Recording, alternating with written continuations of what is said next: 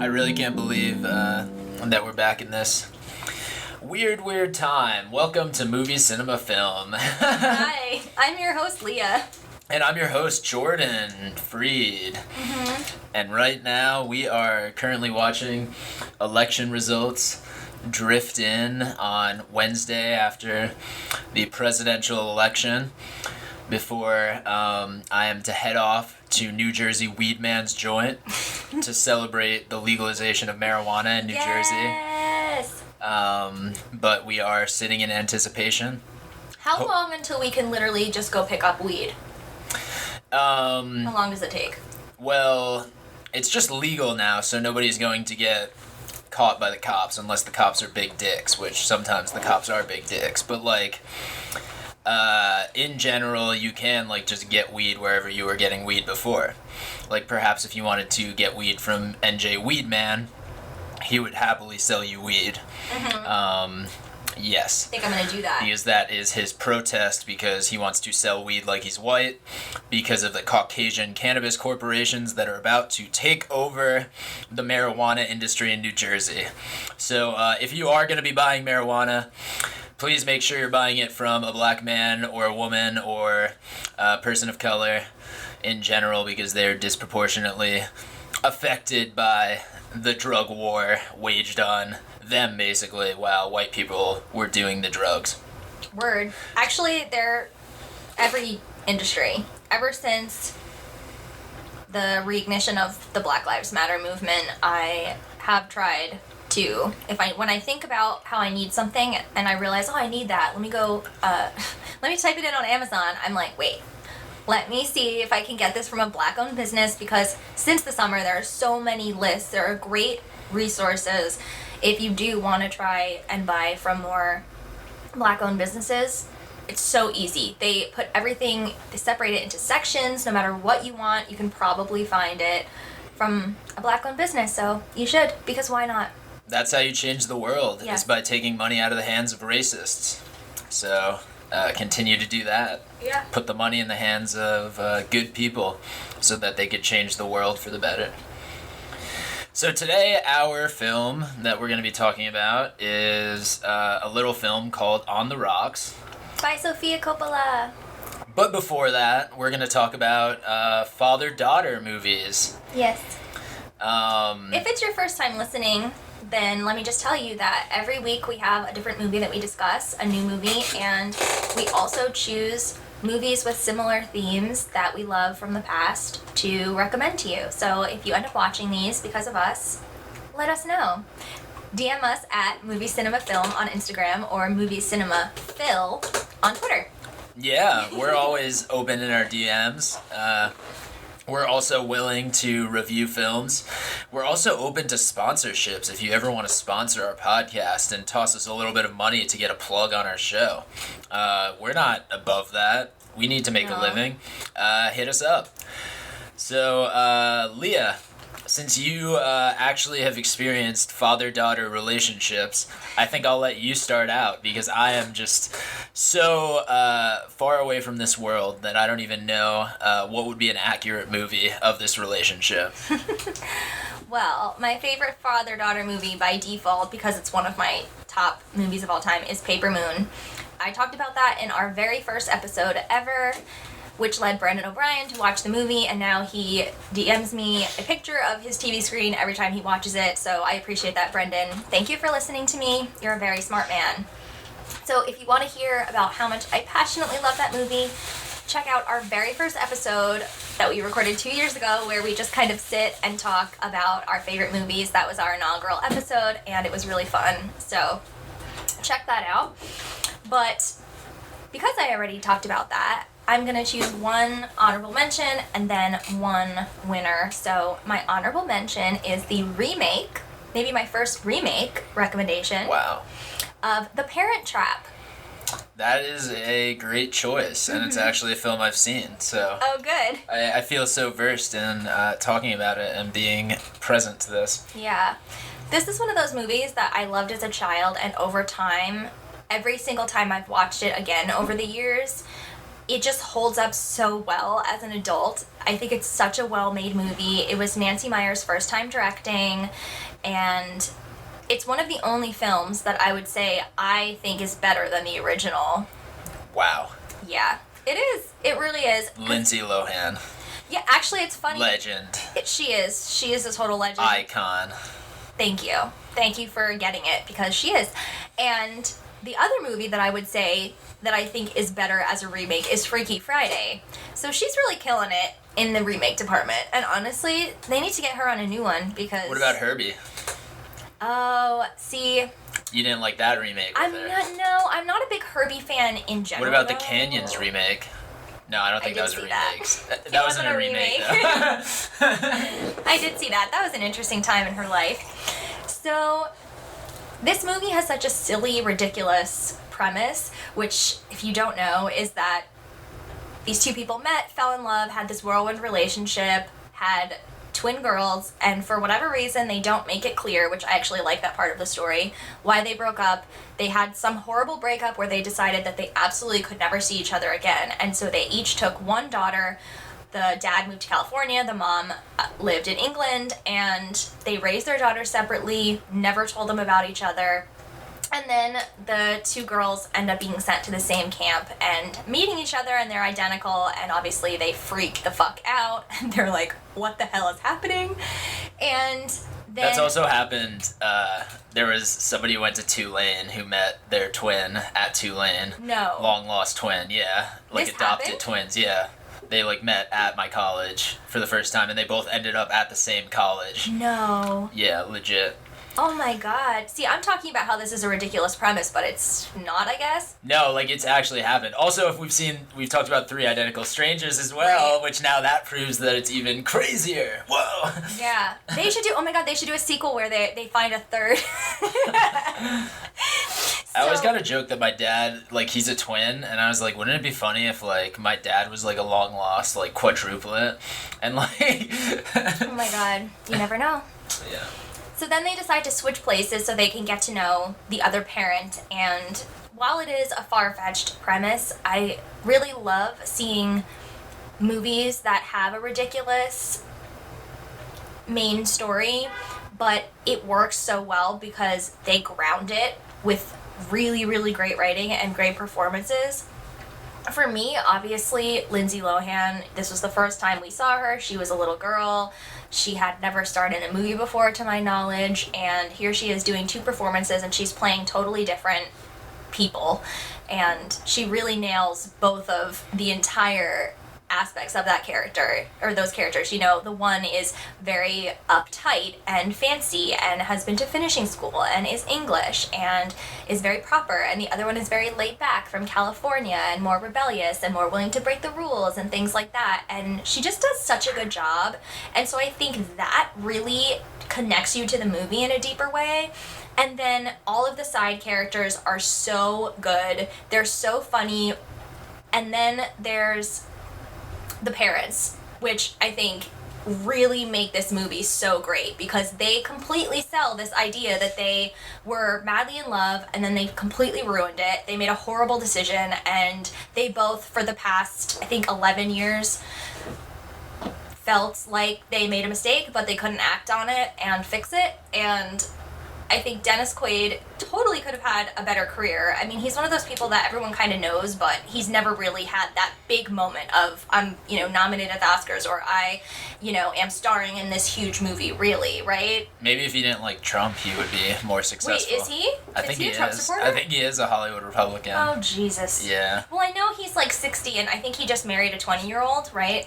Sounds like a Hollywood Republican. Yeah. I mean, I can't even understand 60 and 30, to be honest. But 20? That's a lot of years. I can't breathe. With that. Are you kidding? So... Somebody's trying to get that money. For sure. I mean, come on. So, anyway, but despite Dennis Quaid's personal decisions, he's so great in this movie, and... Then we have the late Natasha Richardson, who is just so beautiful and graceful in her performance, and I think they both have these really silly scenes where they have to be very over the top, and it's kind of even goofy in certain parts, and they completely nailed the comedic part. They have such good timing, but then they really have to sell this relationship to you, right? They have to make you feel like it's what they did is not insane, and that they really do have this bond and connection, and they totally sell it. And then the father-daughter aspect, I just love so much. It's kind of equal with the mother-daughter aspect, though, but I've seen this movie probably like 20 or 30 times, and I always cry when they first see their opposite parent, and the parent thinks that it's the daughter they know, but the daughter knows that she's meeting this person for the first time since she was a baby. It makes me so emotional, and I just think the whole movie is so well done. It's my comfort movie for sure, but I do think it's just a genuinely great film, and that's my honorable mention.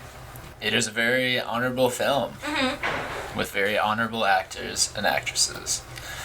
So my honorable mention, I think we've talked about it, but only shat on it. So I think I'm going to talk favorably about this movie today, because I feel like in a time when we're really seeing America's true colors, I want to bring up American Beauty as my honorable mention.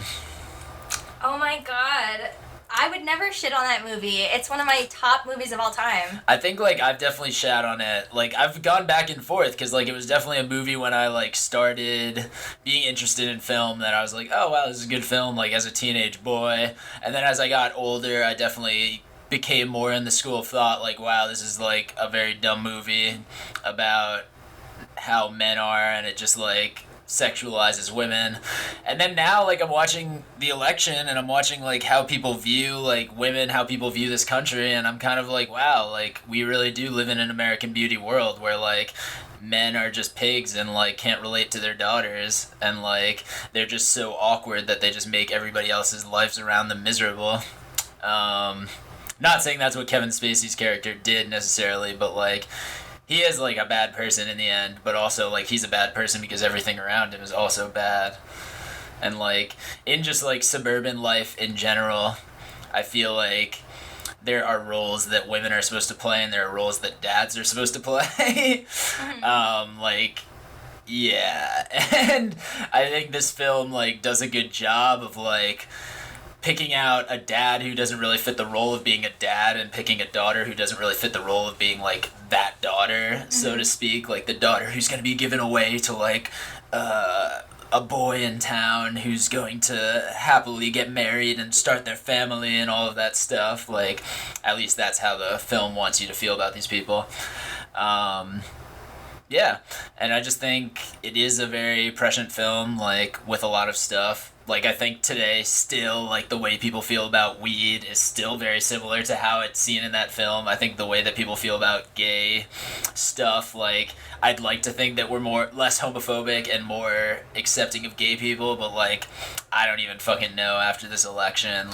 People don't give a shit. It's so sad to, look at these southern votes where, Democrats are turning out in droves, and, they're bringing out more people than have ever voted before, but, Republicans still come out in bigger numbers to deny people of rights. They still come out in bigger numbers to push abortions into illegality, and to make it harder for people to get safe abortions, and basically poor black people to get abortions so that they're in economic insecurity for their whole lives and shit like that. It's just fucked up. And it just makes me sad that this is how our country is. But then I look at a movie like American Beauty, and I'm just yeah, men are just fucking obsessed with objectifying women, and they just want to sexualize women, and that's all they care about is making enough money so that they could just get women. And it sucks.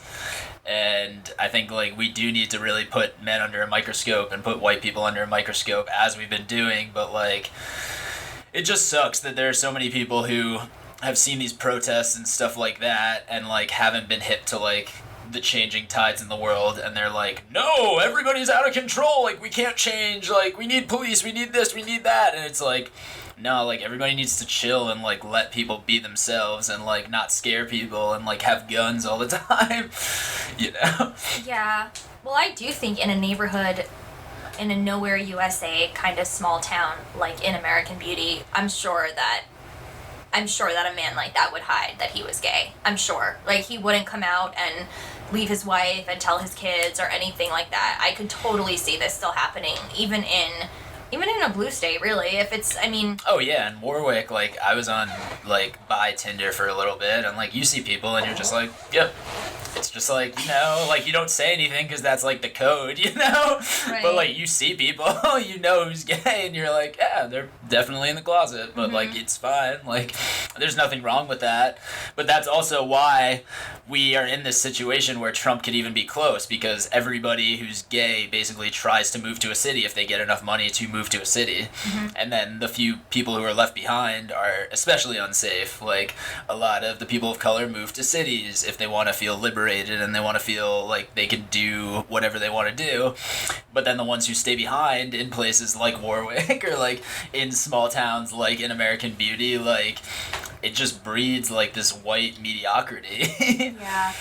Well, I think this movie is a masterpiece, and I think I'm a little less hard on the main character than you are, which I totally respect your opinion, and it's very valid, and I don't even really disagree with it, to be honest with you, but I think that I feel a deeper sense of empathy for him than maybe you're experiencing. And it's hard because it's Kevin Spacey and what we know about him now, but if you take that part out of it and we're literally just judging the character, I think this movie is just a beautiful meditation on the things that happen to us in everyday life and how we deal with them. My favorite character is actually not Lester, it's Carolyn. I love her plotline. Everything with her trying so hard to be the perfect realtor with the perfect house, and how he just deconstructs that based on, yeah, these feelings, these inappropriate feelings that he has for a younger girl. I almost wish that she was at least like 18, so it was a little bit less disgusting. Not that when you turn 18 it, you know, magically makes it not disgusting, but I do have, I don't know. I think the end, at the scene at the end where, you know, he can't bring himself to have sex with her knowing that she's a virgin, it's kind of like, I think that they're showing he got all wrapped up in these very sexual feelings, and then once he's in the moment of actually doing what he thinks he wanted, he does have a moral compass and realizes that it's wrong. So I think maybe not in that specific scenario, but I think that that is something a lot of people can relate to, because I think that sometimes, not just when you meet people, I think there's seduction in all kinds of forms, you know, with career and basically anything else that there's high stakes in life, there can be some form of seduction that it just hits you and it's almost like you're hypnotized and it just sets you off in another direction. And then you sit for a minute on a random Thursday and you realize, oh my God, this isn't okay, or maybe it's not legally wrong or morally wrong, but I'm not okay with it. But for me, this movie is really just all in the individual scenes. Like, I think there's some really perfect scenes and sequences in this movie where if you didn't know anything about it and you just played it for somebody, they would be blown away. Especially, I love the part when she is fixing up that house for, you know, trying to sell. And that to me is just so beautiful, to see what's behind someone who opens the door and is just like, hi, how are you doing today? I'm so excited that you're here, blah, blah, blah, and all of that kind of stuff, and what's actually going on in her life. The family dynamic is so good. I love everything that happens at the kitchen table. It's just brilliant. It's so well written. And for me, I think the fact that it does go dark and it does have a character that's not entirely that's, you know, pretty morally reprehensible, but, you know, even putting that aside, you know, it doesn't have characters that are entirely likable or anything like that. It just feels so real to me. And also I don't remember the kid's name, but his parents, Chris Cooper and Allison Janney, those two performances, are you kidding me? I could watch just their scenes over and over and over again. So I'll stop now, but that is, like, in my top 10 movies of all time, so. Yeah, I also think it's really interesting because I don't even know if in 2000 like we were fully in this zone yet, but like we're definitely in the zone now where it's just like men don't want to work. And it's like I feel like men are kind of like, I don't even want to compete with this shit. Like this is so boring. Like I've seen where it's brought like my parents, I've seen where it's brought yada yada. And then I think we also have the situation where women are like, I'm excited to like be in these positions and like kick ass and like be a businesswoman and make all this money. And like now I think we have like this culture war going on because men are basically useless because they've gotten to the point where it's just like, well, I've seen like where this gets from being super competitive and like trying to please a boss all the time, and like it just never works, you know? Yeah. Well, I do think it's really fun to see somebody say fuck it like he does in this movie. Yeah. And release himself from some of the social constructs that most of us just all agree on for no reason. We just are like, yeah, this is how we all live. Okay, got it. And we just kind of follow and get on these conveyor belts and just really don't even have any autonomy in where we're even going. And it's fun to just see him throw all that out the window. Of course, he's going to die, so he can easily do this. and it doesn't have long-term effects. What might have been more, maybe not more interesting, because I think the movie is fascinating, but it would have been interesting to see another version where he lives, and then how does he move on from, all of his decisions that he's made. Maybe that would be a good sequel. It would They be put a his great brain sequel. back together, and he wakes up in the hospital, and he's like, "How do I go back to living next door to these people after the husband shoots me? how do I go back to my wife after knowing that she cheats on me?" And like, Well, even just a reimagining. how do I go back to Janie after knowing that I wanted to fuck her best friend and I put it out on the table? Yeah. Well, the thing is, people in suburbia and all over the place do live with these realities all the time. I feel that there's so many unacceptable, beyond disgusting things that happen, and we all do accept it because it's, what are we gonna do? We can't change our whole lives all the time the way that Lester does. You can't. I mean, I think that's something that's coming up in this election a lot for me, is I do know people that voted for Trump, and the way I feel about it is my blood relatives that have been there since birth, there are some of them that I don't talk to anymore and I try to avoid at all costs.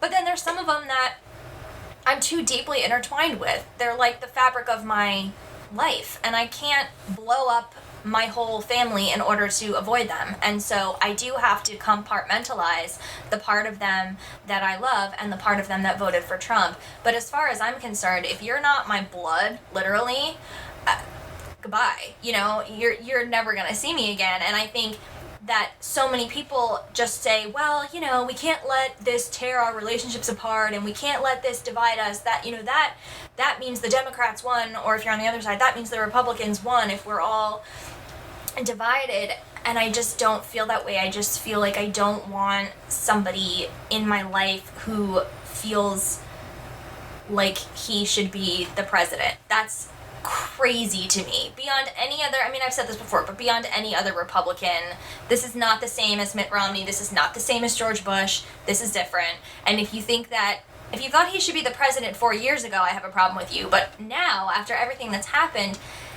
there's just no place for you in my life, and I'm just peacefully saying goodbye. Okay, I got a metaphor for you. Okay. Do you think Chris Cooper's character is Republicans? Of course. And then Kevin Spacey's character is Bill Clinton, and his wife is Hillary Clinton? Ooh. I would love to see. I'm sure there'll be movies made about Hillary's life. I would love to see a similar scene to that Carolyn scene of Hillary, getting ready for a debate, or getting ready to even just walk into the White House, or when she was Secretary of State, getting ready for whatever, something, maybe one of the biggest, maybe when they got Bin Laden or something, like one of the biggest events in American history that she was present for, and seeing her prepare everything and then seeing it maybe go the wrong way and her screaming and, thinking about that is so exciting, actually. I hope when they start making movies about the Clintons that they're not just terrible movies. I hope it is somebody like Sam Mendes or, you know... Are they going to include the part where they had prison slaves at the Arkansas mansion? Well, I hope so. Working for 25 cents on the dollar?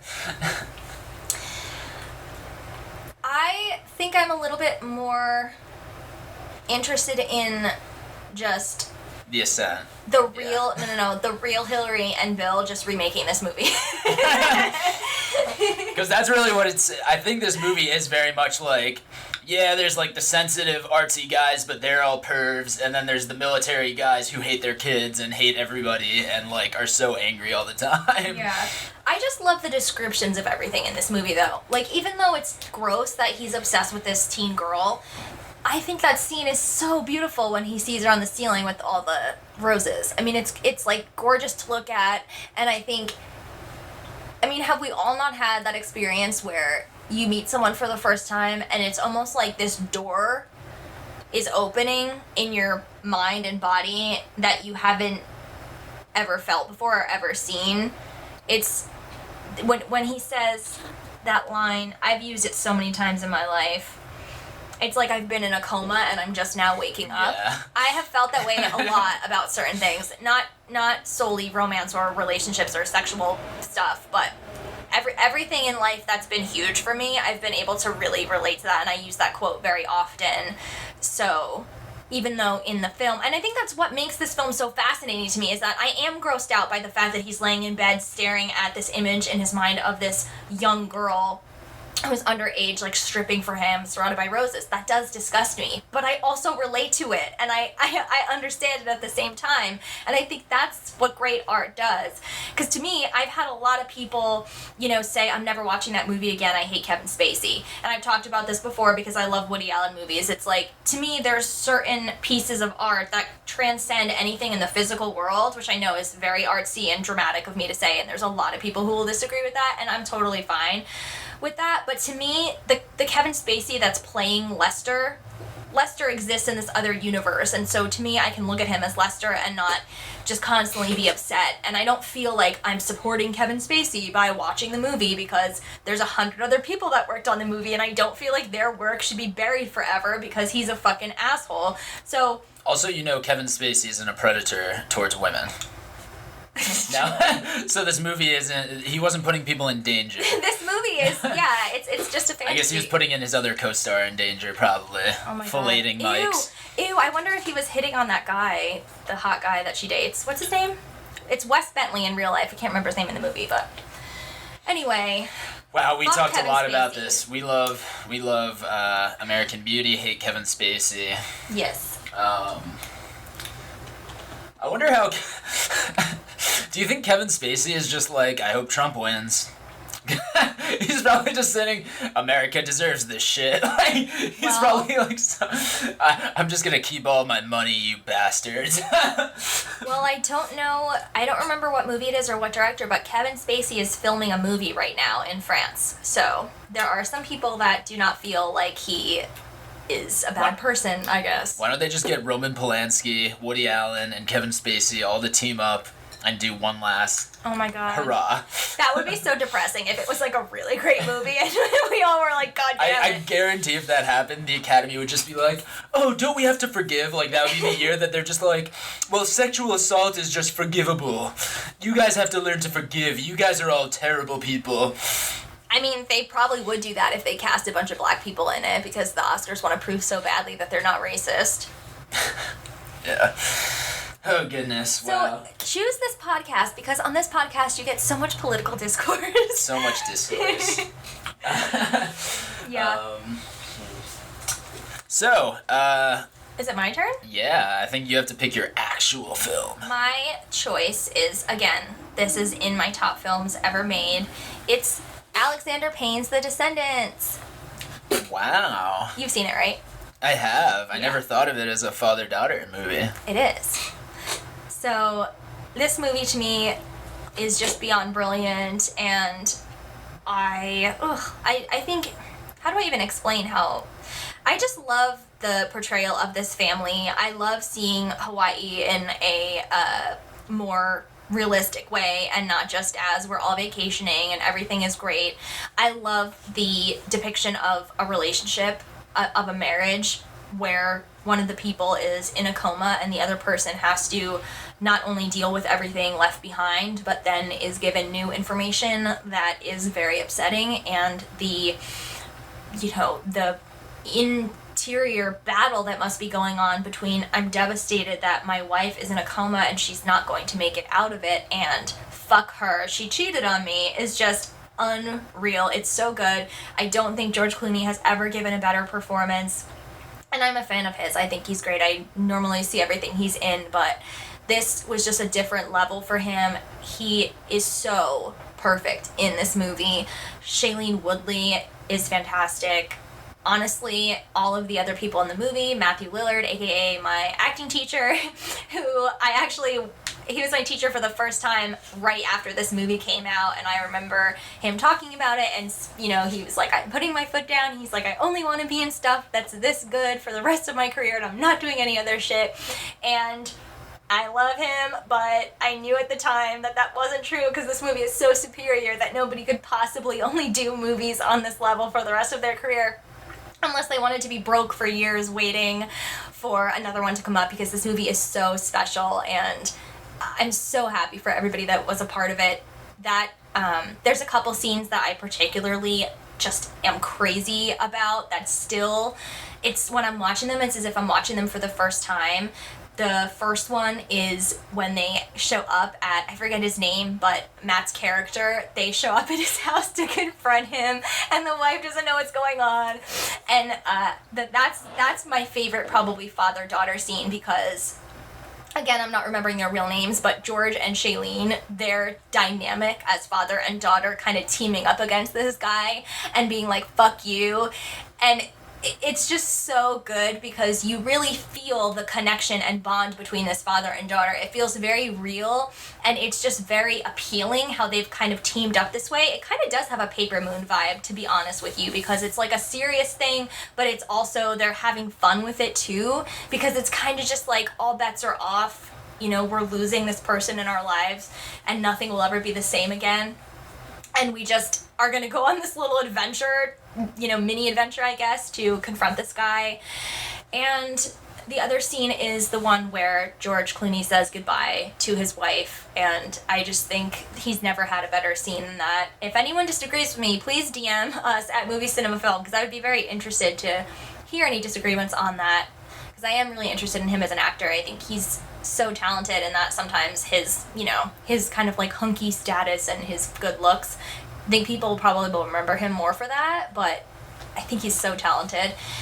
And yeah, I mean, I don't know what else to really say about it, aside from it's just such a beautifully empathetic story of a family, and it hits every point so well. It's not too dramatic, it's not too comedic, it's just right, and I love the final scene. I think the final scene is so brilliant. What they did, they just hold on that shot of the three of them, and it's just such a superior film. I wish movies were like this more often, but I guess then this movie and American Beauty and these other movies that we talk about all the time wouldn't be as special. So thanks for making shitty movies so that so that Alexander Payne can excite us every once in a while. Yes. And show us how to be a sad man. Mm-hmm.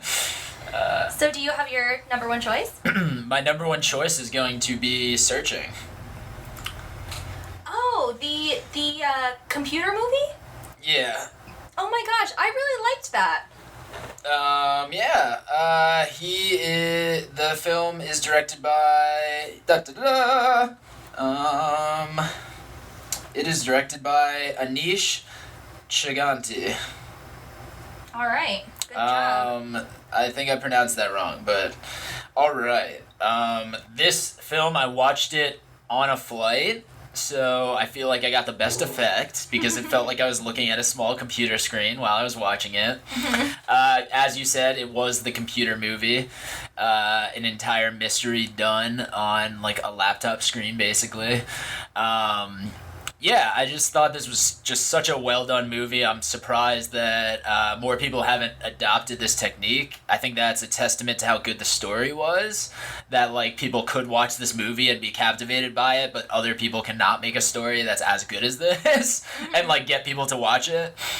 I think like as far as father daughter movies go, like John Cho just plays like he plays the most like millennial father ever, and it's just wonderful and sad and tragic and fun to watch. And I really enjoy his performance. I really like him. He is in this movie I'm obsessed with called Columbus. Did you watch Also that? a great film. He's So like good. he's been in some of the best indie films in like the past 20 years. Definitely. And I love Searching because it doesn't play this weird game that other movies play where they show computers or phones in movies and they don't actually look or sound like computers or phones sound, you know? It's so weird how they do phones, especially in movies, you know? Yeah. And this movie actually looks like if you were to go on a Windows computer and use it, that actually is what it would look like, literally. And I don't know if I've seen any other film do that. Maybe ever. Every once in a while, I think phones, like iPhones, what they show on the screen looks more accurate than other movies. Every once in a while, they do that better, but I don't think I've ever seen a computer done this accurately, where it's literally just real. Like, you could tell they were literally just playing it out. It wasn't, okay, you know, we have to make this font really big and we have to have all these random clicking sounds so people know that, you know, we're typing or that we've clicked on something or we've closed something. It's so weird, the sounds and stuff that they think are necessary. I mean, even before iPhones and stuff, in movies, in older movies, when someone hangs up a phone and it immediately goes to, like, dial tone, why? You know when someone's hanging in the phone. I don't understand. Things like that, to me, always are strange. I think it takes you out of a movie, rather. I think things should be more realistic. I don't get it. So, congrats on Searching to actually doing that correctly. Yeah, in general, I hope it like leads the way to more things to be made like this and to innovate, for people to innovate more, you know? Like, I'm actually surprised, like, there hasn't been, like, somebody dropped 25 videos on their TikTok and, like, we need to figure out through their TikToks, like, how to save the day or something like that. Like, TikTok, and it's a murder set behind a TikTok account. Mm-hmm. Well, I'm glad that you chose that. I didn't expect that at all. That's interesting that was your pick. Yeah, it's just a wonderful movie. Although, like, the daughter doesn't play a huge role in it because she's just missing the whole time. But, like, still at the same time, it's, yeah. Well, it's about him fighting to find her, you know? This is real, yeah. Yeah. So should we get into our movie of the week, Sofia Coppola's On the Rocks, an Apple TV Plus exclusive? Yeah, let's talk about it. Okay. Oh, What? Wait, but before we start, like, I got my Apple free trial, and, like, if you guys at home are gonna get your Apple free trial, especially if you guys get it, like, right now, you guys need to watch Boys State, because that is, like, a very prescient documentary about, like, how this election is going right now. I keep hearing about it. Yeah, no, you have to watch it. Maybe we'll do an episode next about Boys State, because, Okay. like, I don't want to talk too much about it, but it was, like, it was nuts. We were watching it last night as the election was going on. Oh no. Yeah. And, like, yeah. We're more fucked than you think. Like, not all young people are Democrats, let's just put it that way. Honestly, when I meet someone my age or younger who, even if they're not a Trump supporter, if they're just like, oh, you know, he's not that bad, blah, blah, blah, I have to go. Yeah. Bye. No, I already, like, had to unfriend some people. I can't just do because it. they, like, threatened me after I made a political post, and it's just like, I don't need to be threatened by cop family members to like to get in line. Like I don't need to have the state like literally threatening me or like people who have connections to the state threatening me. I am glad that like New Jersey cops, like they also might be corrupt, but they seem a little less corrupt than like other places cops. Right. At least like the ones around here like seem a little less sketch. Like maybe Newark cops might be a little sketch, but like Rutherford cops seem to be chill, and they seem to be down with the people, and they seem to be down with like, yes, we are not allowed to just shoot people. Like that seems to be how they are. I don't know if they're just putting up great like publicity stunts. I don't know where I was going with this. Yeah. No, I love your rants. It's great. Yeah. But here we are on the rocks. On the rocks. What did you think going into it? What were your thoughts and feelings, concerns? I really love a few of Sofia Coppola's movies, and then the rest of them I'm kind of in the middle about. I mean, well, she hasn't had that many. I don't know. I'm kind of acting like she has 20 movies or something. I absolutely love The Virgin Suicide. Sorry, I'm distracted by the phone ringing. That one is definitely my favorite of hers, and of course I love Lost in Translation. Her last movie, well, there's another father-daughter movie in there somewhere, which I enjoy that movie a lot. Not my fave, but I do think it's great. But her last movie, The Beguiled, I was really disappointed, and this is not her fault, but it contributes to this problem that I have with trailers where I literally hate trailers, and I feel like because I'm so into movies and everybody knows that, people are always saying, did you see the trailer for this? Did you see the trailer for that? And if there's a movie that I really want to see already that because I am so into movies and I follow the news and everything, I know about movies usually before trailers come out because I've been following the production, and then someone will be like, did you see the trailer? And I'm like, no, I actually avoided it on purpose because I don't want it to fuck with my prior knowledge of the movie, and The Beguiled was one of the biggest cases of that, where I saw the trailer, I thought it looked really good, I thought it looked really interesting, I was excited to see it, and then I saw it and I was so disappointed because every point in the movie is hit in the trailer, every single one. And I was sitting there at the end still waiting for something to happen that had not been revealed in the trailer, and I was really stunned when it just ended. I can't believe that she would allow, I don't know how much say she has in it, but anyone involved with the film, I don't really know how that works exactly.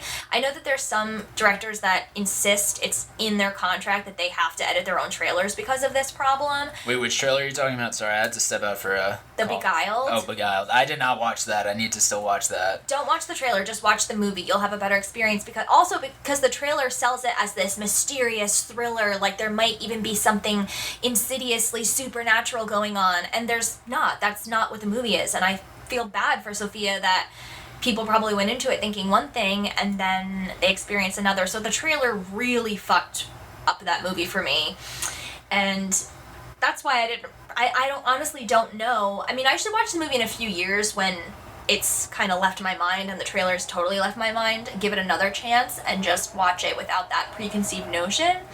But I was kind of disappointed with that movie. It didn't really affect me going into this one. I still was super excited because I just kind of like her sensibility, and I think that she's very talented and I enjoy a bunch of her movies. So she's one of those directors that I know, even if I'm not in love with the movie, there will be things about it that I like. And of course, with Bill Murray returning to working with her, I was really excited about that. And I didn't watch the trailer beforehand, so I didn't know anything about this movie except Sofia Coppola and Bill Murray. So those were my preconceived notions. What about you? I've really not seen a lot of Sofia Coppola. Didn't you just watch Virgin Suicides? That's what I was going to say, is Yeah. I just watched Virgin Suicides, and before that, all I'd really seen was Lost in Translation. Also, I've seen Like the Stars. I don't know if you've heard of that short film by her. It's on Criterion Channel. No. Yeah, I feel like Sofia Coppola does not speak for everyone, but she definitely speaks for a very specific type of woman's experience, and I think like she definitely is an auteur, and Absolutely. yes, and I think it's exciting to have somebody like her who, like, obviously she could have done a lot of films like her dad or adopted a style similar to her dad, but like her films are just very different. Like they're very indie, they're very focused around character and like very few characters. They're very low budget. Let's just do this for fun kind of a thing. Like let's make sure that we get people in a room and like they just act together and react together. And yeah, Virgin Suicides, I really like that film. I love it. I thought it was great. And then Lost in Translation, like, I don't know if it like holds up as much as like people originally thought it was good. Like, it definitely does feel at times like just like white people just going to random cultures. But like I think there's a lot of other stuff that like holds up really well in the film. Like obviously the relationship and like the idea of like getting lost in a different place, in a foreign place, is a big deal, but like also there is like a fetishization of like that I think comes out in the film. I do think there's something really charming about an older man, younger woman relationship that doesn't turn sexual, or you know what I mean? I like movies where that happens. I think that's interesting. Yeah, I think there do need to be more platonic relationships in films, and like it really fucks up men's perspective and perception of like how women actually are by like all Hollywood movies revolving around a romance between a man and a woman, you know? So that just makes men think that like every woman they meet in their life is supposed to be like a love object, and if they don't love them back, then they don't have any use to them, you know? And I think it's weird. I like the scene where they're in bed together but nothing happens, because I think it's weird that if there's a man and a woman and the man and the woman both like the opposite gender and they get close at all or whatever, it's this intimate thing where then, you know, it's not, it's they're crossing the line or something. It's like, why is it okay, I guess is the right word, if me and my, you know, friend who's a girl and we're both straight, why is it not weird if we're hanging out and it gets late and we fall asleep on each other? Like, why is that not, they're crossing the line? Are they hooking up? Are they getting romantic? But if I did that with a guy, it would be that, you know? So I like when that's explored, how you can be intimate in a lesser extent. Like, you can be intimate with somebody and not sexual with them. You know what I mean? Yeah, and I think the majority of Americans are just unfulfilled, and the majority of people who are watching films are like lonely and in their rooms and shit like that. And like people like films do cater to the guy who like sits alone in his room and like hasn't seen or went on a date in a very long time or hasn't seen people. Like basically how everybody is in COVID right now, like that's who films normally cater to, is people who don't leave their house ever and like need to like feel experiences. Like that's what films are all about, and like there is a reason why you go above and beyond to be like, oh, this is an exciting thing. And like I think On the Rocks is an example of a film where it's like, I'll watch this but I don't want to do this. I don't want to go through this. I'm glad that I'm watching this and not going through this with somebody I know. Okay, so let's get into your initial thoughts. What did you think? I liked the film. I definitely knew where it was going. Like, I don't want to do spoilers right now, but like I definitely saw where the film was going like very early. Like I was watching with my significant other, which was very fitting for this film called On the Rocks. But like as we were watching the film, I'm just like, oh yeah, this is definitely what's going on. And then like sure enough, we wait like 45 minutes later, and then it's like, yep, that's exactly how it ended. And we were like, all right, but like it's still like refreshing. But like I did enjoy the substance. Like it was done well, and like you shouldn't punish a film just because like it wasn't shocking, you know? Like you could still watch the film and just turn off your brain for a little bit and enjoy it, because like the relationship between Bill Murray and Rashida Jones is very cute, and like I really enjoyed that like chemistry that they had for the film. Yeah. Also, like, we'll talk about it more, I'm sure, but, like, there is a lot of, like, generational men stuff that I think this film is really trying to paint a picture about, and how, like, there are a lot of generational differences between men. And, like, the reason why a lot of things are screwed up is because of how men of Bill Murray's generation were. You know, not Bill Murray specifically, because Bill Murray's a great guy, you know, according to everything that we hear and see and all the stories we hear about him, and he's a wonderful person. Yes, but character. But yeah, the people of Bill Murray's time are definitely like, they need to comment on women's appearances at all times. They need to always be creating conflict. They need to make other people feel uncomfortable so that they feel comfortable. Like, it's a lot of these things that, like, our generation hates, and, like, we're so over, but, like, we don't make the rules. Like, Donald Trump is our president. Like, we live in a world where the racist pigs win and they make all the rules, which it just, like, sucks that that is how we live, you know? Yeah. And I think also this film does a very interesting thing. Sofia Coppola, who I've heard kind of negative race criticisms about her from Beguiled. I don't know how you felt about those criticisms, whether they were warranted or not, but, like, there were some people who were like, this is kind of, like, racist and, like, white women like porn or some shit like that. In general, she gets criticism because there's not very many people of color, or if any, in her movies, and she's kind of owned that. She's kind of just been like, this is my experience, and I'm a privileged white person. She's also really honest about her nepotism. That's why I really like her, is because I'm so sick and tired of hearing from these actresses that are the daughter of, you know, these other very famous people that are like, sometimes it's actually harder, you know? Yeah. It's not harder. As someone who doesn't have famous parents, it's not harder. So she owns it. She's like, you know, she'll be telling a story and, you know, she's like, yeah, we were at Martin Scorsese's summer house in Monte Carlo, and my dad said to me, well, why don't you try this? You know what I mean? And she's just honest about that, whereas so many other celebrities, they don't say things like that. They don't want to reference their huge homes or the people that, you know, oh, I was on Mick Jagger's island. It's like, they don't want to say that because they want to seem relatable to you, and they want to sell their movie on the basis of, I'm just like you, and I'm, you know, expressing my experience as a human being. And I love that she's like, I'm not just like you. My father is Francis Ford Coppola. Like, yes, I might have the same emotions and things like that as other human beings, but no, I had a huge advantage in life in this particular career, especially. And I really like that about her. I personally don't, regarding the Beguiled, did it have specific... Was it just that there were no black people in it, or...? Yeah, I think that, like, the remake was just, like, very white women-centered and, like, kind of white women oppressing the slave people. Like, I don't know if that's, like, how it was. I don't even know. Like, I'm, like, speaking off of, like, just hearing criticisms, and I haven't seen the movie, so I'm not really one to talk on the movie. Yeah. But I did like this film, given what you were saying about people calling her out on her privilege a lot of the time. Like, this movie feels like it made some pointed decisions about, like, the fact that Bill Murray is the white dad, and, like, Rashida Jones is mixed, and then she's with a black guy, and, like, this dynamic of, like, well, her dad just keeps getting away with everything, and her dad just gets to say whatever he wants, and just, like, walks around with his dick out basically the whole time.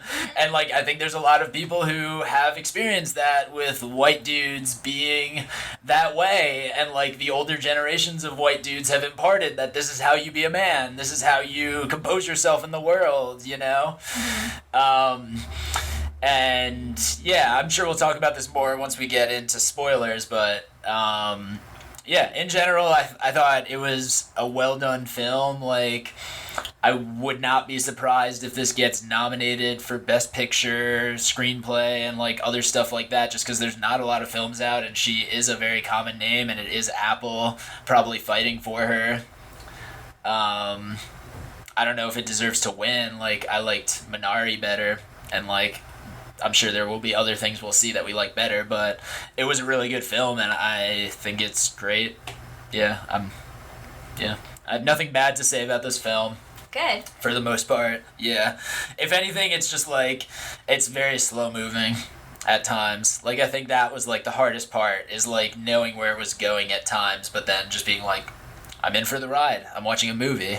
But, like, you have to remember, you're watching the daughter of Francis Ford Coppola, the greatest filmmaker of all time, and, like, the knowledge that she has from being around that, like you said, and the films that she's done already, and you're like, yeah, I'm gonna sit and I'm gonna watch this because she knows what the fuck she's doing. Like, it's in her blood. Wait, Do you think Francis Ford Coppola is the greatest filmmaker of all time? I think, like, I don't think that personally, but, like, I think that's a very uncontroversial opinion to take, and I think, Okay. like, he's the best, like, You're just drama talking like director. pedigree.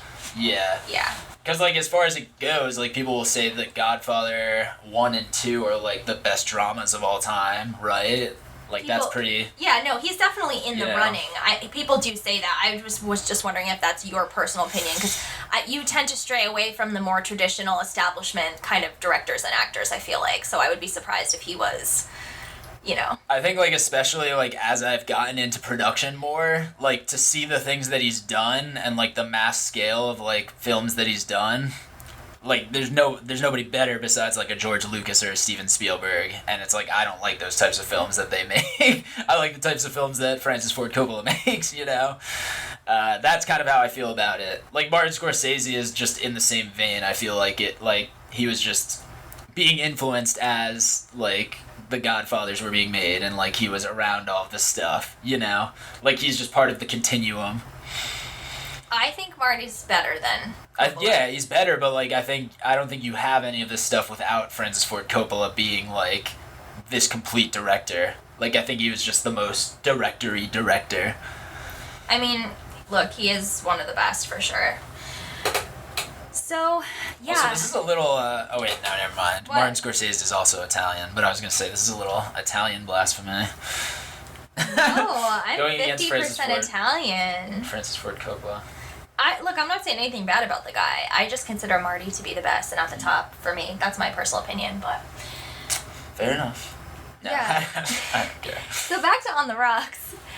I loved it. I was so in love with this movie. I think Bill Murray should be nominated for supporting actor for sure.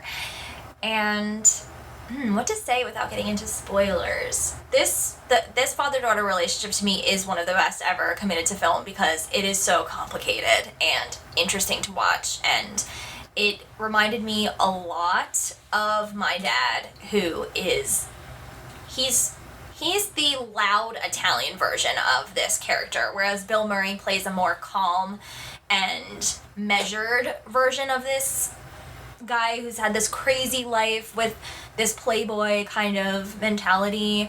My dad is like the loud version of it, and I mean, I can't tell you how many scenes I related to because I also go through this kind of stuff where I'll be out with my dad somewhere and he's just utterly charmed everyone, and people will be saying to me, "Oh my god, your dad is so cool," or like, "I can't believe that story, you know, he was talking about Thanksgiving 1964 and how Frank Sinatra was there," and I'm like, yeah, different to have him as your actual father. You know what I mean? I'm like, you don't see the warts of the person. I mean, I love my dad, and I'm so happy that I have a unique, interesting person as a dad, and he's been a great, great dad to me. But I know that, you know, if father-daughter relationships are complicated, and I really relate to the looks that she gives when, you know, everyone else is so charmed by this guy, and she's like, okay, but there are some aspects of him that are complicated, and, you know, I mean, sometimes when I've spent a really long day with my dad, I just am so stressed, and, like, I can't believe how, I mean, I don't want to, like, get into too much detail, but, like, I can't believe what I'm dealing with him, while at the same time, like, yes, I love him, and then it's very frustrating to have someone who's, like, the waitress at the table, who's, like, known him for 30 minutes, and who's like, "Oh my god, I love this guy," you know, I'm just like, he's driving me crazy, but okay, and you know, my dad also has that kind of thing where it seems like he's lived 9 lives, and he will just drop into the conversation some, like, ridiculously, you know, unbelievable story or something, and you have to admire the guy, but at the same time, he does drive me crazy. So I really related to this movie, and I'm also very, very sensitive to cheating and that kind of stuff in relationships. So I was very, very interested the whole time, and I disagree with you. I mean, I won't say which way that it goes, but I didn't know for sure the way that it was going to end. I was very curious how it was exactly going to end, because I did feel that it could go either way, and I was interested to see how they would handle either way that it went. And so I was definitely gripped by it. And, I think a lot of people are saying this movie they're like, oh, it's fun and all that kind of stuff, and it's light, and I don't agree. I don't think that it's fun and light. I mean, parts of it are, but I think the dramatic scenes are very heavy. I mean, it gave me a lot to think about, regardless of my own relationship with my dad, but regardless of how I feel about cheating and, infidelity in marriages, or even out, just when you're dating someone. Especially the scene toward the end where, he cries talking about the woman that he cheated with, who I guess he left. Wait, are we doing spoilers? Well, that's not a spoiler. That's kind of a spoiler. That he cheated on his wife? I don't know, that's kind of a spoiler. I feel like that's like a fundamental part, because it's at the very beginning. I mean, they mention it a lot. Yeah. I would guess that that's in the trailer, right? Because it's such a big part of the movie. I mean, it's not like a shocking reveal or anything. It's something that, it gets mentioned multiple times, and then at the end, toward the end is when... All right. Yeah. I mean, that would be I haven't seen the trailer, but I would assume that that's in the trailer, but I won't go beyond that, but... Nobody has Apple TV anyway, so they're not going to watch this film. But this is... I had to get a new computer, so I did get a Mac, and I got a free year of it, so... I'm really happy that they're offering that if you buy an Apple product, but also it really is worth obviously it's worth the free trial, because the free trial is free, but even after that it's $5 a month, so don't be too shy to get that free trial, and then if you forget or whatever, it's $5. It's, but also not going to kill you. But also if you could pirate Apple TV and Apple Movies, you should definitely pirate those. You don't need to enrich them anymore. Yeah, that's how I watched the morning show.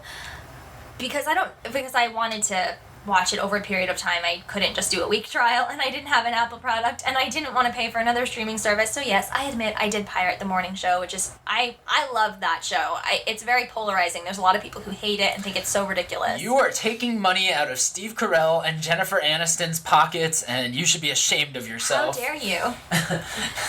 It's funny because them specifically are two of the richest people in the history of Hollywood, because they have syndicated shows that were very successful. So yeah, no, and they've definitely created a culture in which white people are scared of people of other races. But we don't need to talk about that whatsoever. We don't. But have you watched Morning? You're gonna watch it, right? I guess I have to, since I'm getting this free trial. I guess I'll binge it just to watch it. You don't have to. I mean, I think it's really good, but I would love to hear your thoughts, because, like I said, it is one of those shows that, even people that I normally agree with are telling me, are you kidding? That show is horrible. So, I don't know. Very interesting.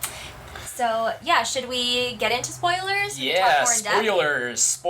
Spoilers. If you have not seen On the Rocks, please turn this podcast off and go watch it. Yeah, so the big reveal that I predicted was that he was going to be cheating on her with work, and that there was no woman that he was cheating on. Yeah. And, I kind of saw that coming. And, I do think that is a big issue now, is that, men have so much porn at their disposal that, a lot of times they are just off in their worlds and, whirling dervishes of independence where they just don't give a shit about their family, and they're just I'm gonna make money and I'm just gonna go do this and blah blah blah. Yeah, I kind of saw where it was going, but I think it is a film that needed to be made. I guess it was clever, as a concept. Mm-hmm. Yeah. What was I gonna say? I think that it was hard for me because I do know somebody who unfortunately used his work trips as a way to be with his girlfriend that he was cheating with, and it was also kind of like the Bill Murray situation where this wasn't just some girl he was fucking. This was a serious relationship affair that went on, and he wasn't, seeing other women. He was married to his wife, and then he was seeing this girl. And so when she was suspecting all those little things, I was very much yes, get him, because I know someone personally who did that. It's really hard for me to not have kind of paranoia, and I do have other situations in my life where I have not personally been cheated on, but I do have other like kind of too close for comfort relations to the themes of this movie. So I don't really think that there's anything wrong with her following him and stuff like that and trailing him. And I think it's a really fun dynamic between them, that they can get close, not the husband and wife, Bill Murray and Rashida Jones, because it's so funny how they can get closer and bond over the fact that he cheated on her mom, which is what drove them apart, but now they're getting closer and bonding because her husband is supposedly cheating, and this is a fun thing that they can do together and they can have common ground. And I think subconsciously that might even be why she was taking these little hints, but they weren't really hints, but taking these little moments that kind of seemed like he was cheating, and she was going to the next level with them, because maybe subconsciously she knew that she would spend more time with her father, and that her father would be this person who is like, hey, I'm the bad guy here, I did something bad, so I can tell you if he's doing something bad, and I think he is doing something bad. I just thought that was so interesting. Like, I'm so surprised that people think this movie is so, like, light and fun, because I'm like, no, this is very serious family and relationship shit. Yeah, well, that's the thing, is, like, it really depends on your relationship to all of this stuff, because, like, yeah, like, if you've been in the situation where, like, a parent has cheated on the other parent and shit like that, then that's gonna be fucking real shit. Like, if you've been cheated on before, this is gonna be real shit, you know? Yeah. And Go ahead. Oh, no, and I was just gonna say, also the fact that, what was I gonna say? Bill Murray. What was I gonna say about his performance? He's so good. He's great. That scene at the table, oh my god. Oh, just like, we've seen it so many times where it's been like guys hooking up with women, or guys like being derogatory towards women, yada yada, but like, and like different generations like relating over like, oh, that woman is attractive, yada yada, but like, I don't think we've ever seen like the story about a very protective father, like kind of like this idea that like the father is a pig too, and like he knows how the pigs work, kind of. And I thought that was like a very interesting and cool concept and like dynamic to follow. Like, if that was the improv game, that was a fun improv game to play out. Yeah, for sure. That's also the... Oh, sorry. No, it's fine. I also just forgot what it's so hard because we have the TV on with the election coverage and we're trying to focus here, but it's not easy when the future of our country is at stake. What was I gonna say? Surprise. Pennsylvania is racist. No, continue. I just don't... Well, how do you feel about what they were doing? I think it's very unethical, but like, I do think that's like natural. Like, I think also in the age where we can track our partner's locations on their phone, like, I do think curiosity and jealousy like makes people snoop, and like things don't end up the way you want to. Mm-hmm. Like, I definitely, like, I don't know for a fact, but like, I definitely think somebody I definitely think I've had my location like watched, because I've gotten calls, very significant calls at certain times, and very significant text messages at certain times where it's just like, what do you think I'm doing right now? Like, kind of a thing. So it's like, yeah, like, I don't think that's out of the realm of possibility, because like, if you say like, hey, like, it's available for you to find where somebody is, or like, you can like snoop, you can look through their phone and like get all the answers, you know? Like, if you look for insecurity, you're gonna find it, you know? Mm-hmm. Like, if you want to look at yourself and find all of your faults, and you want to make yourself feel shitty for every bad thing that you've ever done in your life, you could find it, you know? But like, that's not the world that we should live in, you know? And I think that's kind of like the lesson that Rashida Jones's character learns by the end. Like, sometimes you just have to believe that things are going well. Mm-hmm. And like, you can't just always assume that you're gonna sabotage yourself and things are gonna fail. Mm-hmm. You know? Just because your dad and your mom failed, you know? Which is like what a lot of people deal with, is like, a lot of people are children of divorce. A lot of people have seen relationships fail, and then they think that's going to happen with them. But like, everybody is their own person, you know? There's people from very happy marriages, and their parents are together for 60 years and they still cheat and can't find a relationship that works. And then there's people from households of divorce who will be in relationships from the time they're 15 until the time they die. Yeah. You know, because they're so in the opposite way of their parents. And that's more what I think people are, is I think people are more often the opposite of their parents than they are exactly like their parents. Yeah, that can tend to be true.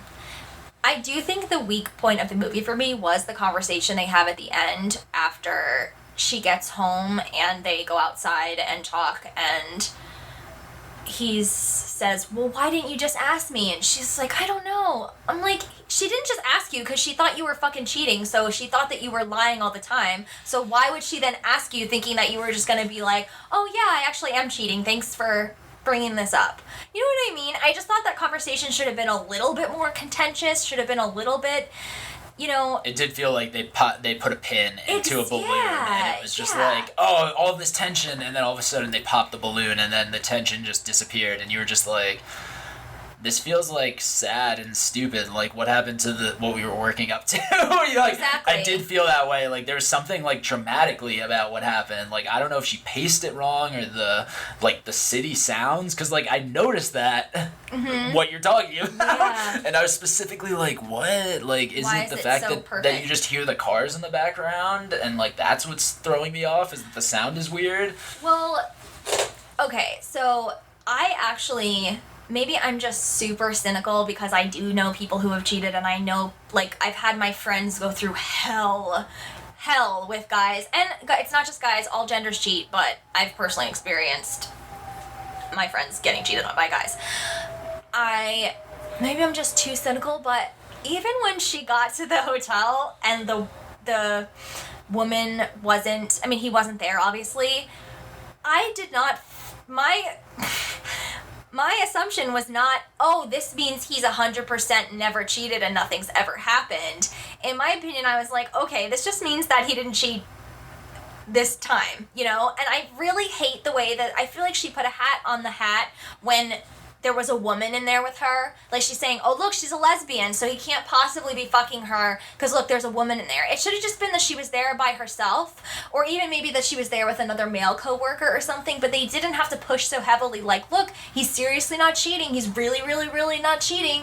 It's like, he could be in a relationship with somebody else, or he could be cheating anyway. Like, he really was kind of showing signs of someone who's cheating, and it's a perfect excuse. It is a perfect excuse to be like, you know, I have to work. What am I supposed to do? Yeah, there's this hot woman that I work with, but I can't quit my job, and I can't, you know, push her away. I have to work very closely with her, and we have to go on these trips. It's the perfect excuse because it could mean innocence. It could truly mean innocence, but it also is very easy to get away with that in that scenario. And I just wouldn't, I don't know, maybe I'm just so destroyed by what I've experienced and seen, but I wouldn't totally assume that he was innocent based on what happened. Wow. I wouldn't. You don't think there's generational differences, that maybe he's not a misogynist pig? Maybe he's just like a good guy, But, and well, like how old he's is trying to keep his hands, or keep his hold on like his wife, who's really hot and really successful, and But like I know a lot of very people creative. I think people of all ages cheat, though. I mean... Oh yeah, no, I know people of all ages cheat. Yeah, the dad is like a different level. He's just a different type of person. But... Yeah, I mean, I will be very clear if I get engaged. I mean, if it's to the point where we're engaged anyway, the guy will know this about me, but I will be very clear that if any cheating goes on whatsoever, I'll assume that he wants to end the relationship, because there won't be, on my part, there won't be any consideration, there will be nothing. Like, I am very, very strict about cheating, and I know it's weird to say that, because it's like, well, yeah, obviously nobody likes cheaters, but I know so many people who have found out such horrible things that their partners did, and they stay, and it just seems like most people are pretty accepting of cheating, actually. It's weird, but Yes. I'm not. So for me, and I know there's a lot of, this is probably a controversial opinion, I don't think that following someone, if your partner is showing signs of cheating, I don't think that following them or having them followed is really that bad of a thing, honestly. I don't, because it doesn't hurt anyone. You know what I mean? And if you're not cheating, then what's the problem? Like, if if somebody did that to me, if my husband or even boyfriend came to me and said, hey, I felt like you were cheating on me, this, and this happened, it gave me enough reason to think that this was happening, and like she says in the movie, we wanted to get ahead of it, and he said something like that, and he said, I had you followed, and there's nothing going on, and I'm so sorry that I doubted you, but these things did happen that made me think that, so maybe we could talk about it. I wouldn't be offended at all. I wouldn't be, oh, you invaded my privacy, how could you do that, how could you have me followed, how could you doubt me? I wouldn't say any of that, because the fact is, people do this all the fucking time. This is so common, and I would be kind of worried and kind of hurt that my husband would assume that, but I would also look at his reasoning and whatever things specifically happened to make him think that way, and I would explain, now that he knows 100% that he was wrong, explain why I did those things, and, you know, maybe it's just a simple thing of he misunderstood me, or he didn't have all of the facts of a situation. I really wouldn't be offended, and I honestly, because I'm just so against cheating, I've said so many times, if you want to be with me, there's absolutely no cheating that can go on. If you do cheat and you come to me immediately after it happens, not a week, not after you're falling in love or anything like that, if you come to me immediately after it happens and you say to me, this happened, then we can maybe be friends after it. I'll still break up with you instantly, because I'm not gonna put up with the things I've seen other people put up with. But at least then it's like, okay, you're a human being who made a mistake.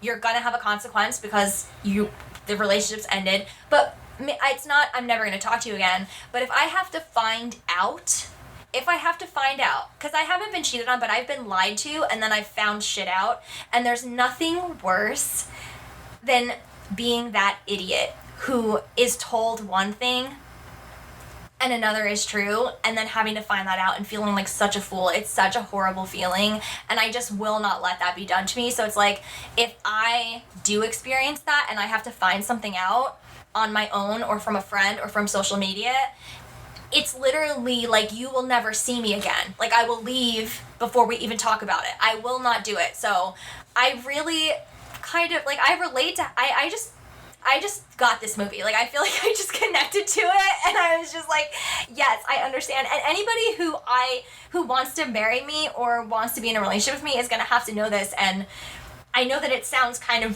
so hard-ass and strict and everything, but it's not. It's literally like, just don't fucking cheat and you won't have this problem. So then if, you know, I have my friend follow you and he takes pictures and you're literally just going to the bank or doing whatever you're doing and there's no girl with you, then it's not a problem. Why is it a problem? It's like, yeah, trust issues in a relationship, that is a problem and that should be addressed.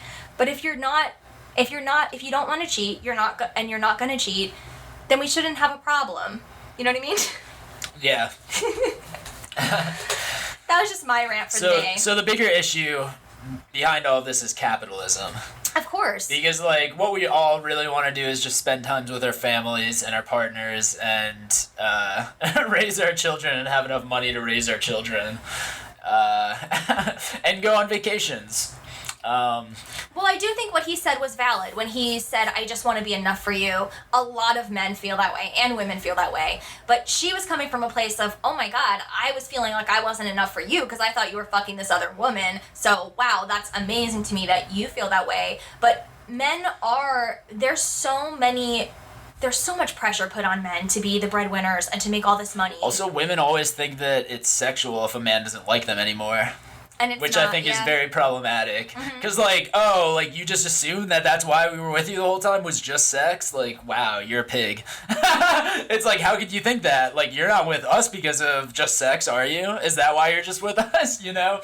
Well, it's definitely an element. It's a big component of it, but it's not everything. It's definitely not everything with cheating. And I mean, I just feel like I think that's more old-fashioned, too. I think, seeing sex as being the be-all, end-all, because, that's how people saw, marriages in the past, was times they were like, oh, this is how we have sex. It's like we get married. But now, like, people have sex with anybody and everyone, you know? Like, you have sex, like, if you want to go on an app right now and have sex, you could go on an app right now and have sex, you know? Like, within an hour. Within an hour. hour. Meet people. It's not going to be the best person that you ever want to have sex with, but, like, you can, in an hour, find somebody and have sex with them using apps. And, like, that's, I think, also a big statement about the film is, like, it's not, like, men aren't cheating because they, like, need sex. They're cheating because they need to feel important again. Like, he literally was going to this job because he probably didn't feel like a man because she was paying attention to their kids so much as opposed to him. And it's so, I love that scene. That scene was beautiful. I think he played that so perfectly. And honestly, I have been pursued before by married people, okay? You know that. And As have I. It's never, right, it's never some horrible person. When it's happened to me, it's not somebody who I was like, oh, well, that person's a dirtbag anyway. It's been people that I'm shocked. Like, oh my gosh, I didn't think this person could do something like that to their wife. I didn't think they were capable of that. And why do I even have to say, hey, don't you think that what you just said to me is a little crossing the line when you're married and you have kids or whatever? Don't you think it's a little, like, do you think that low of me that you think I'm going to be your side chick? Because that's not going to happen. It's, you know what I mean? It's always someone that I'm shocked is doing this because people are so fucking complicated. And when I say that I won't tolerate cheating at all, it's not because I think cheaters are 100% bad people or I think that they're just scumbags. I don't, because my personal experience with cheaters has been they're amazing people and I'm surprised that they're doing this. So I just love when movies and art kind of correctly addresses this. And this movie was just kind of one or maybe a few aspects of it, but I think how complicated these relationships are really did, well, I would say I'm a little critical of the husband and wife relationship. I don't think that went as deep as it could. I don't think we really know that much about Marlon Wayans at all, and I didn't like the end scene really, but the depth of the father-daughter relationship and all of those things that I was describing earlier just, I mean, God, relationships are so complicated. To state the obvious. How much of this do you think is an indictment of Francis Ford Coppola? Ooh. Do you think he cheated on her mom and that's like why this is a movie? Do you think it's a lot of real feelings? Do you think she, in her relationship, was cheated on? Or do you think this is just like something that she thought was interesting and an interesting exercise? There's definitely something with her dad, right? Because I don't know if he cheated and that's exactly what happened, but I think she just nails the complications of a father-daughter relationship too well for it to not be kind of based. Maybe it's not even, maybe it's like an A to C thing. Like, it's not what it is, but the feelings that happened as a result of something that happened with her dad caused her to write this. What do you think? I don't really know if we'll ever get an answer of where Francis Ford Coppola sticks his penis, but, Oh my God. Maybe one day I'll read his biography or something. What if we did open the apps and he popped up? I wouldn't be surprised. Oh! What? Damn it, I forgot to say this earlier. What? This movie was a wonderful movie because of the Bernie sticker. Oh, yes. Very clear, Sofia Coppola knows that wealth needs to be redistributed and that we made some bad decisions with who we keep nominating among Democrats. Oh, yes. I think that is something to look at, is somebody who grew up fucking rich as shit thinks that Bernie Sanders should be our president. Right. She's never going to have to worry about anything in her entire life, right? And yet she still is standing up for someone who stands up for the little guy and sticks their neck out. I think that's really cool of her. I respect her for putting that in the film because I'm sure there are tons of people who have asked her to endorse candidates or like go to fundraisers. Yeah. And her dad probably is constantly asked to go to fundraisers. The California Democratic Party is crazy manipulative. Nancy Pelosi had a progressive challenger and he got blown out of the water even though she hasn't done shit. And like she just keeps getting beaten up and down the floor by Republicans in every battle that she wages. And it's really just sad that she is continuing to be a congressperson. Like, we need new blood in Congress who are actually going to fight for people. Like, they let fucking Proposition 22 pass in California, which is just going to be so terrible for the working class in California, and that's just going to pass all throughout the country with gig workers, as we're moving into a president who doesn't believe in healthcare for all. We're moving to somebody who believes in having your healthcare through your employer.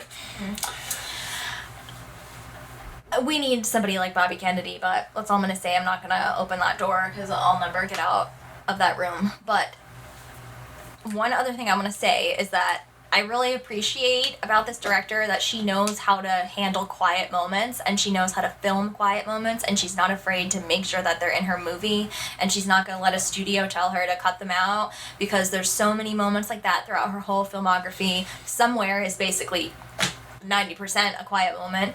And then this movie, my favorite scene besides Wait, can I comment on the quiet scene? Or quiet thing? Yeah.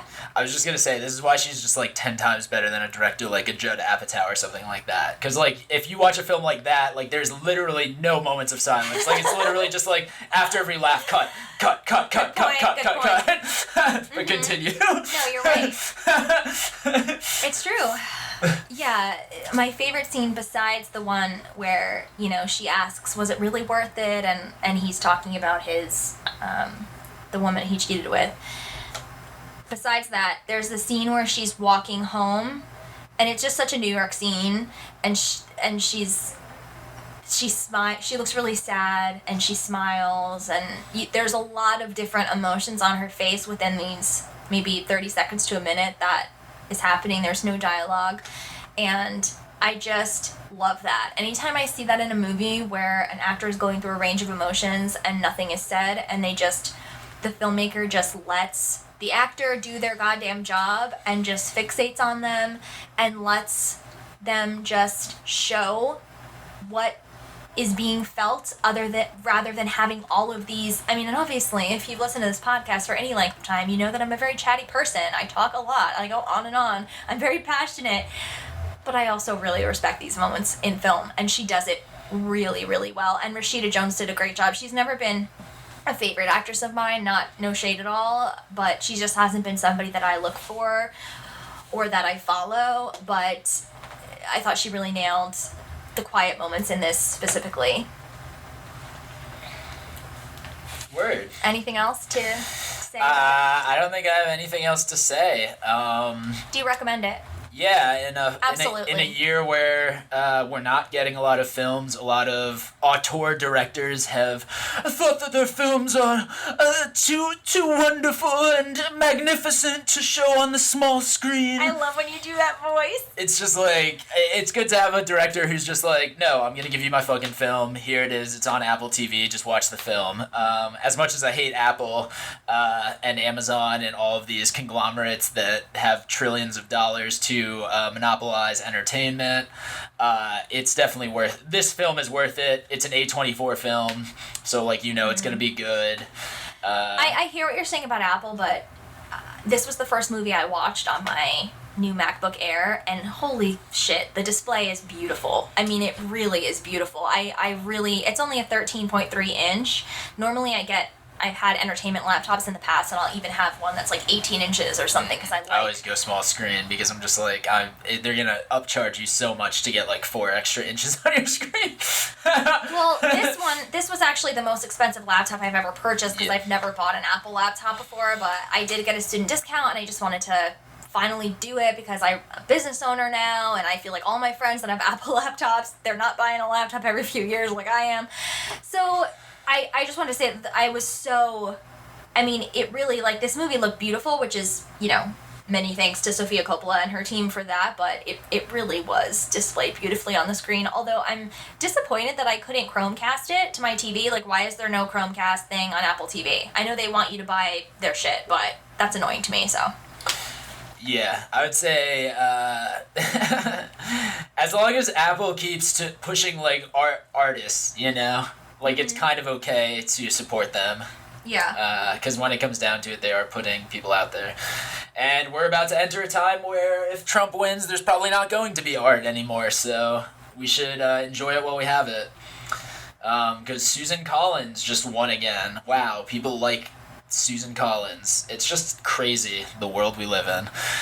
So thank you guys so much. Leah, do you have anything to plug before we head out? Yes, my new podcast. It's called the Ashley and Jessica Cast. It's about the careers of Jessica and Ashley Simpson. Me and my friend Jolie, we are diving into it all, and we also talk about other 2000s culture that was going on at the time. It's so much fun, and we've really been, well, we haven't been finding, people have been finding us that feel the same nostalgic feelings about this time in all of our lives, and it's been really cool getting random followers because the podcast got delayed in a lot of ways, but we do have social media up, and people are just following us and messaging us saying, when is the podcast coming out? So I did post the first episode. It takes a while for it to process and actually be posted for real. So it's on Anchor right now, but it'll be out to every service very soon. And we are at Ashley and Jessica Cast on Instagram, Twitter at Ashley Jessica Cast.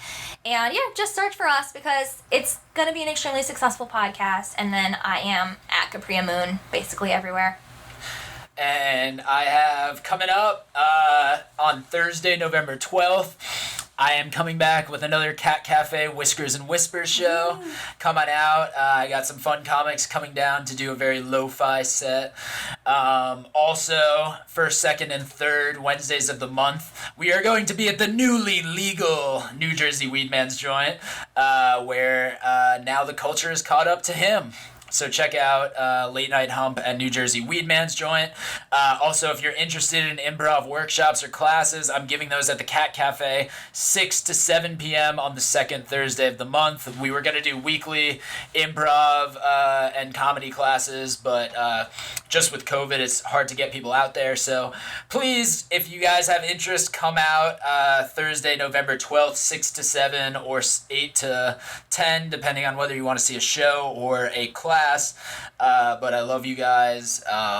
Stay safe if you're in the South and dealing with the crazy Trump people who have guns and the fact that abortions aren't legal. If you ever need to stay anywhere, I live in New Jersey and I have a couch. Like, legit, you could drive up here and stay on my couch if you ever come into an emergency where you need to skip town. Yeah, and we're here honestly, for you. We're not going to, as white people, we're not going to stop fighting for you, and we're not going to stop being on the side of LGBTQ plus and people of color, and we're on your side. And I completely acknowledge how this is, I'm like sickened right now by how many votes Trump received, even though it looks like Biden's going to win, thank God. But I can't imagine how you guys feel, and I just wanted to acknowledge that. And if anyone ever needs to talk, you can totally DM us, like the Movie Cinema Film page, our own page, like we'll be there for you.